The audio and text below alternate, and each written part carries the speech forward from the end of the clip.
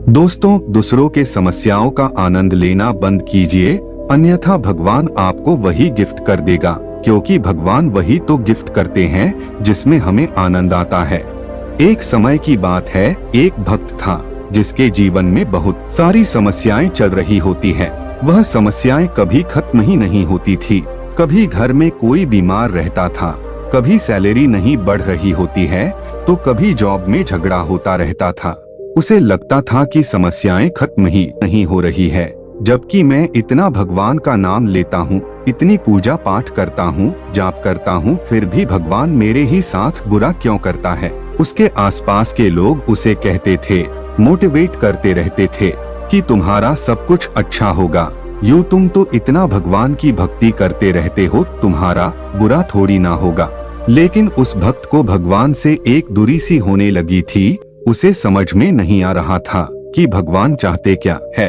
एक दिन उसका ऑफिस में झगड़ा हो गया और उसे जॉब से निकाल दिया गया। और जब वह घर आया तो आधे घंटे तक मंदिर में भगवान बुद्ध के सामने बैठा रहा, पूजा पाठ करता रहा और कहने लगा कि भगवान, आपका भक्त संकट में आ गया है, आज आपको मेरे सपने में आना ही होगा और दर्शन देने होंगे और मुझसे बात करनी होगी। इतना सब उसने भगवान बुद्ध से कहा। कमाल की बात यह रही कि उस रात उस भक्त के सपने में भगवान बुद्ध आए और दर्शन दिए। जैसे ही भगवान बुद्ध दर्शन दिए, उस भक्त ने अपनी समस्याओं का भंडार लगा दिया। बोलता चला गया कि आप क्या कर रहे हैं, मैं अपने आसपास देखता हूँ कि जो लोग गलत काम कर रहे हैं वो लोग मजे में घूम रहे हैं और मैं अच्छा काम कर रहा हूँ, तो मुझे एक के बाद एक समस्याओं का सामना करना पड़ रहा है। मुझे कुछ समझ नहीं आ रहा है कि भगवान आप चाहते क्या है।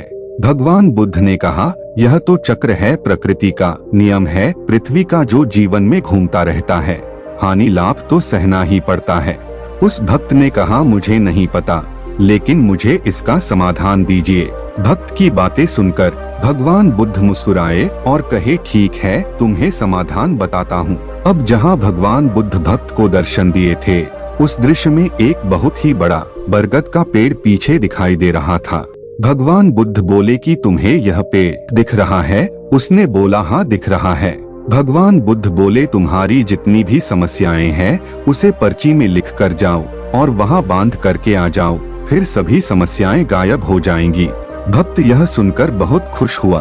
फिर भगवान बुद्ध बोले, लेकिन मेरी एक शर्त है, और शर्त ये है कि वहाँ जाने के बाद अपनी सारी पर्ची बांधने के बाद जब वापस आओ तो एक पर्ची उठा करके लानी पड़ेगी। यह एक एक्सचेंज ऑफर है।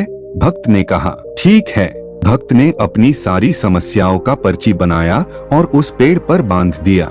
अब उसे इस बात की खुशी थी कि सारी समस्याएं खत्म हो जाएंगी, जीवन में सब अच्छा होगा। जब वापस आने लगा तो उसे याद आया कि एक पर्ची उठा करके लानी थी। वह सोच रहा था कि कौन सी पर्ची उठाए।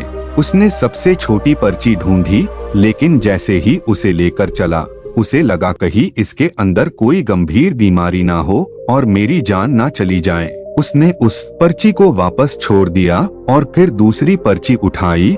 फिर उसने सोचा कि कहीं इसके अंदर ये ना लिखा हो कि किसी अपने का मौत होने वाली हो। उसने डर के मारे उसे भी छोड़ दिया।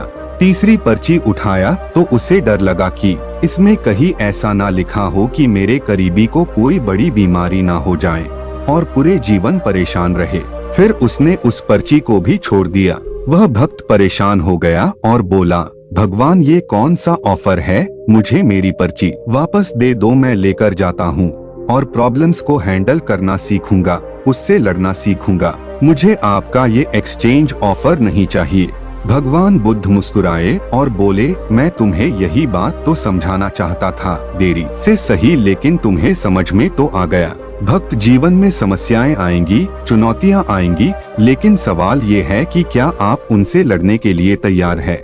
समस्याओं से घबराना बंद कीजिए और जीवन के हर पल में मुस्कुराना शुरू कीजिए। दोस्तों, इस कहानी से आपको क्या सीख मिली, कमेंट सेक्शन में जरूर बताएं।